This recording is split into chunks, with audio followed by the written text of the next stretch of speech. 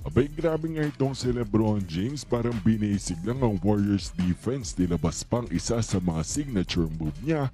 Happy si Luka Doncic at ang Lakers players, pero hindi naman nagpauli itong sina Steph at talaga nga namang bumawit ng trash talk pang isang Warriors player dito at hindi nga nawala sa laban ang pisikalan ng two teams.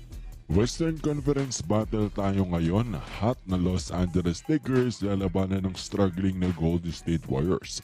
Present na agad si Jimmy Butler para nga dito sa Warriors. Well, start na agad tayo in the first quarter. Grabing block ni Jackson Hayes kay Steph.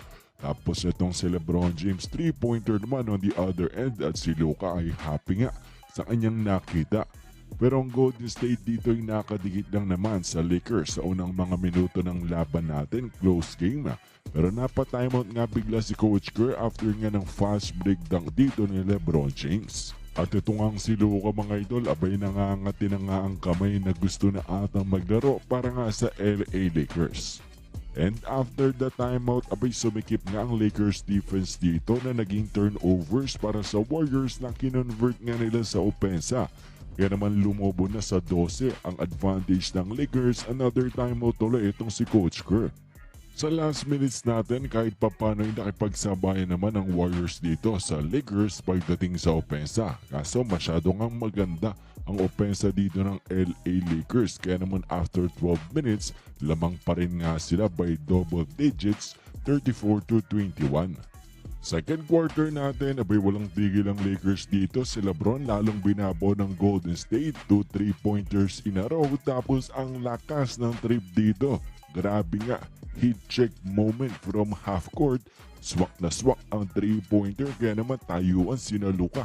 At ang Lakers bench sa kanilang nakita, timeout na naman si Coach Kerr.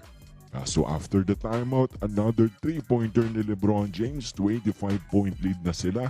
At talagang parang binibasic niya nga lang itong Warriors team. Hanggang sa iyo po nga siya neto ni Coach Redick. Tawanan na nga lang sila ni Luka Doncic. At talagang pinagtawanan pa nga rin neto ni Luka itong si Draymond after ng kanyang missed layup dito.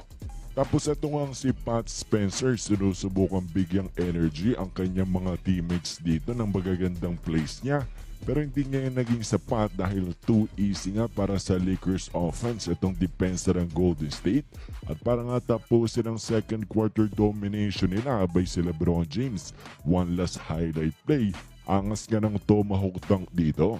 And after 2 quarters, grabing 20-point lead ang lamang nga ng LA Lakers dito, 69-49. Happy itong sina Luka at sina LeBron James sa Lakers bench.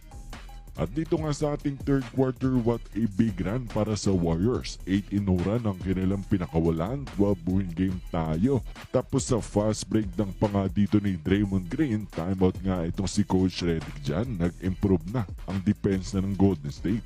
And after the timeout, the struggle continues para nga sa LA Lakers hanggang sa naging single-digit game na lamang tayo with 6 minutes left.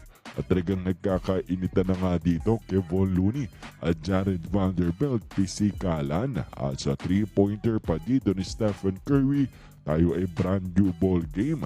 6-point game, nakakadikit na nga sila sa laban. But eto nga si LeBron James sa final minutes sa third quarter to the rescue para nga sa Lakers at binalik niya nga sa 11 points ang lamang nila after 3 quarters, 90-79 ang score. Pagpasok ng ating fourth quarter, tough LeBron fade away agad pero sinigot nga siya dyan ni Stephen Curry. Nagduduelo na naman ang dalawang ito. And then once again nakalapit ang Golden State after ng 3-pointer ni Moody. Hype nga dyan sina Stephen Curry, timeout ang Lakers. But ang Lakers kahit papano naaalagaan naman ang lamang nila dito at si Gabe Vincent binalik pa nga sa 10 after nga ng kanyang 3-pointer dito. Pero eto nga si Steph abay ayaw magpatalo at todo buhat mo dito nga sa Warriors sa clutch minutes at ginawa niya nga 5-point game ang laban with 3 minutes left. Pero at the end ay eto nga clutch LeBron James ang nanaig para nga dito sa team ng LA Lakers. Tumulong na rin ang kanyang ibang mga teammates para nga kuwanin ang panalo.